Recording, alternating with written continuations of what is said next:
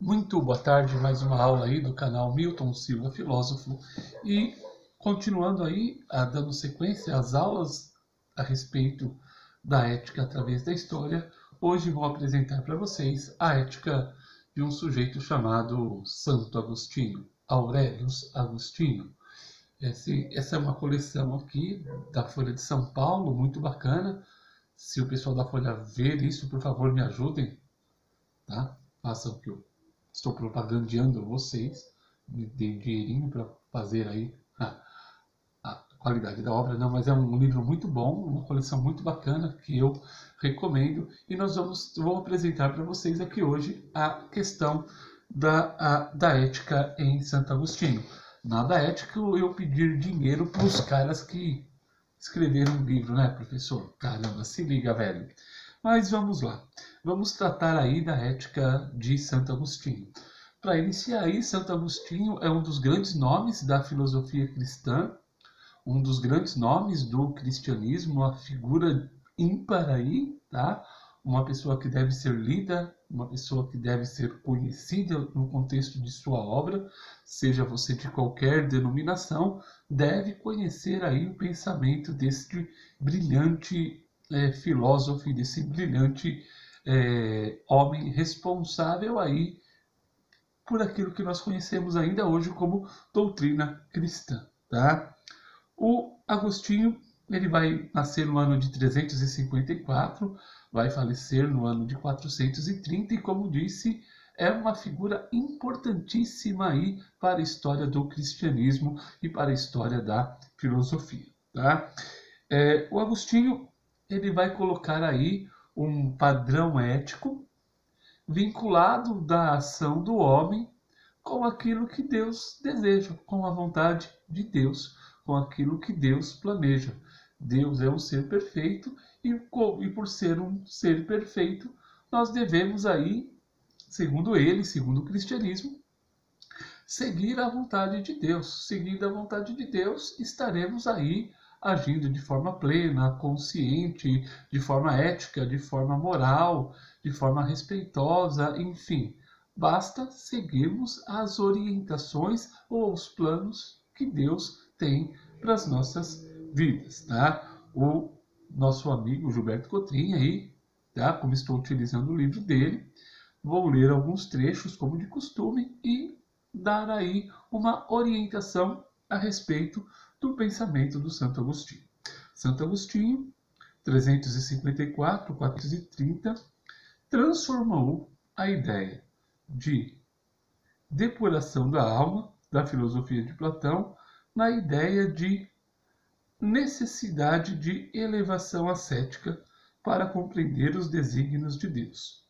O Platão, tá, assim como Agostinho, vai dizer que os homens devem orientar as suas ações a partir da alma, tá? E negar as suas vontades, negar os seus desejos e os seus sentimentos. Negar no sentido de equilíbrio. O Platão vai falar numa questão mais equilibrada, tá? Onde eu tenho lá três almas, a concupiscente, a irascível e a racional. Deve haver um equilíbrio entre elas. Porém, a racional deve exercer o predomínio, porque as outras duas almas estão relacionadas aos desejos e aos sentimentos. E a alma racional é aquela mais equilibrada e que vai decidir por nós. O nosso amigo Santo Agostinho vai dizer aí que o homem é composto por corpo e alma. A alma veio ao corpo porque Deus determinou, não era a vontade dela estar lá, ela mandou. E aí, velho, coitada da alma, né? Ela tá em cada corpinho aí que, pelo amor de Deus, né? Imagina a minha alma reclamando com Deus. Ô, Deus, por que você mandou a minha alma para esse cara, velho? E deve reclamar para outros também. Mas enfim, tá? A nossa alma deve, segundo Agostinho, predominar sobre a carne e fazer aquilo que Agostinho chamou aí de elevação ascética.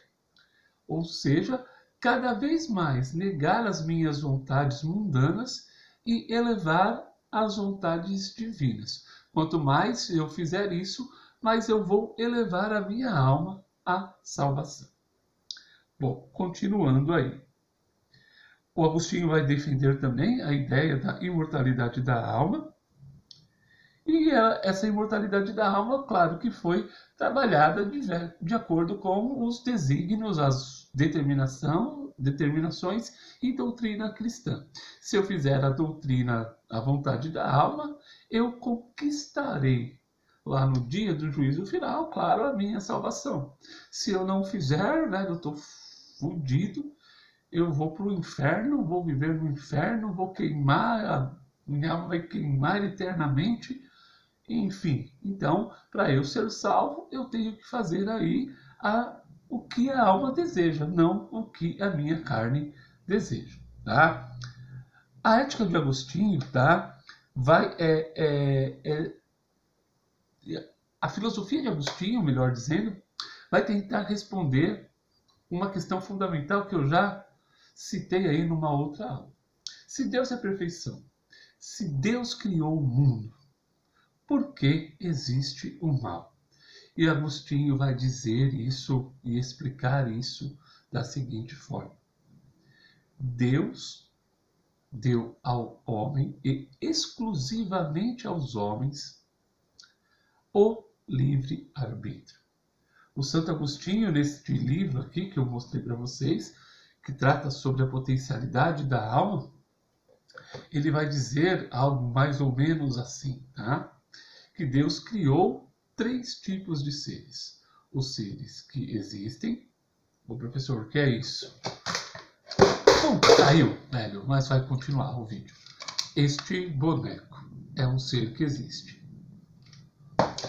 Uma pedra, uma madeira, um sofá, uma mesa, são seres que existem. Deus criou os seres que existem e vivem. Cachorro, papagaio, leão, camarão, qualquer coisa desse tipo. E criou também os seres que existem, que vivem e além de existir e viver, sabem disso. Os seres humanos, então, são os únicos seres que têm essas 3 características, tá? Essas 3 características. Existem e vivem, existem, vivem e sabem que vivem. E este ser humano, então, esta criação perfeita, tem o livre-arbítrio, que é a livre escolha. Deus nos criou, segundo Agostinho, para agirmos de acordo com sua vontade. Quanto mais eu fizer o que Deus quer, mais livre eu serei. Agostinho diz assim que ser livre é servir a Deus. E o pecado estará na escravidão. Ou seja, velho, se eu quero ser salvo, se eu quero ser ético, eu devo fazer aquilo que Deus quer. Porque se eu fizer o que eu quero, se eu agir de forma livre, eu vou me afastar de Deus e, consequentemente, aproximar-se da minha condenação. Eu vou ler aqui alguns trechos para finalizar, que acho que foi possível aí compreender o que Agostinho afirma, tá? A ética agostiniana destaca-se por outro conceito. Ao tentar explicar Deus, ao tentar explicar como pode existir o mal se tudo vem de Deus, e Deus é bondade e liberdade infinita, Santo Agostinho introduziu a ideia da liberdade como livre-arbítrio, isto é, a noção de que cada indivíduo tem a possibilidade de escolher como agir de acordo com sua própria vontade. Ou seja, cara, Deus nos deu um grande poder para Agostinho. O poder de agir conforme a nossa vontade. Somos os únicos seres que podem fazer isso. Eu me lembro de uma aula aí do professor Clóvis de Barros Filho, que ele diz assim, né, que Deus deu para nós a capacidade de deliberar, de escolher, coisa que ele não deu para nenhum outro ser. O Clóvis brinca, o cachorro late, o gato mia, a galinha galinheia, enfim, a maré mareia, o vento venteia, e nós homens escolhemos. Nós somos os únicos seres que temos a capacidade de escolher, de fazermos escolhas. Uma tempestade se aproxima. O vento sopra forte, olha o barulho da chuva. Eu tenho que dar aula, velho. Como farei? Nesse dia 30 de novembro, com essa tempestade que se aproxima. Tentarei. Prometo. Mas voltando aí, deve ser Deus se agradando de ouvir tanta coisa boa a respeito dele. Seguindo a leitura, tá? Portanto, pode optar livremente por aproximar-se de Deus ou por afastar-se dele. O afastamento de Deus seria o mal, de acordo com o filósofo. Isso significa que a noção de livre-arbítrio, de escolha individual, Agostinho acentuou o papel da subjetividade humana nas coisas do mundo. O livre-arbítrio seria o meio pelo qual o ser humano exerce sua liberdade, que consiste em escolher entre o bem e o mal. Cara, nós somos os únicos seres que sabemos definir o que é bem e mal. Temos que escolher o bem, vai dizer Agostinho. Se você escolher o mal, velho, claro que Agostinho não ia falar isso, mas eu posso, você está fudido. Você vai pro inferno, você vai se ferrar, você vai ser castigado, você não vai herdar o paraíso, você vai herdar o pior lugar do mundo, você que escolhe, né? Na época que eu ia à igreja, eu ouvia o ensinamento. Você tem o caminho curto, que é difícil, e você tem o caminho largo, extenso, que é bom. Se você quer seguir esse, siga, mas tenha consciência que você vai se ferrar, que você vai se foder, que você vai para um lugar que ninguém quer ir, um lugar ruim. Mas você escolhe. Deus deu isso, velho.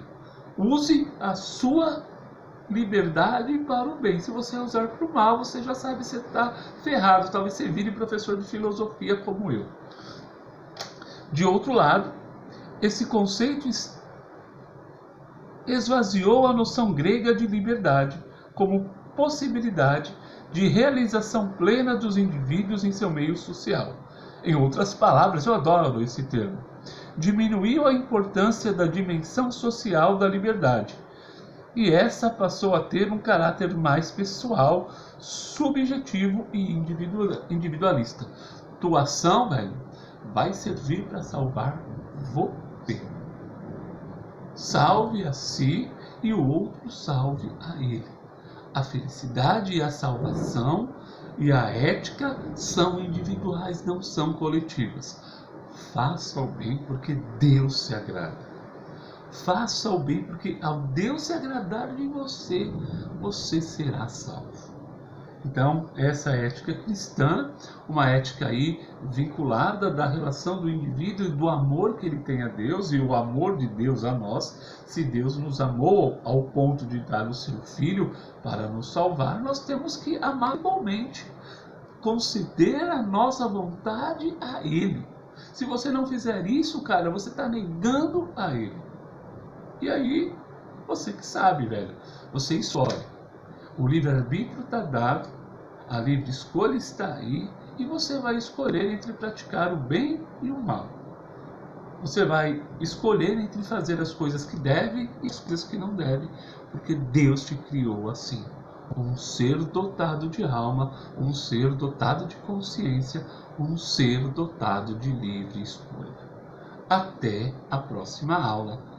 Boas férias para aqueles que já passaram e boa recuperação para aqueles que vão aqui estudar um pouquinho mais, fazer um pouquinho mais de reflexão, porque foram meninos malvados durante o ano. Escolheram aí não estudar, não fazer o bem e agora estão pagando. Tá vendo como Agostinho tem razão? Brincadeira. Boas férias a todos, bom descanso a todos e até a próxima aula.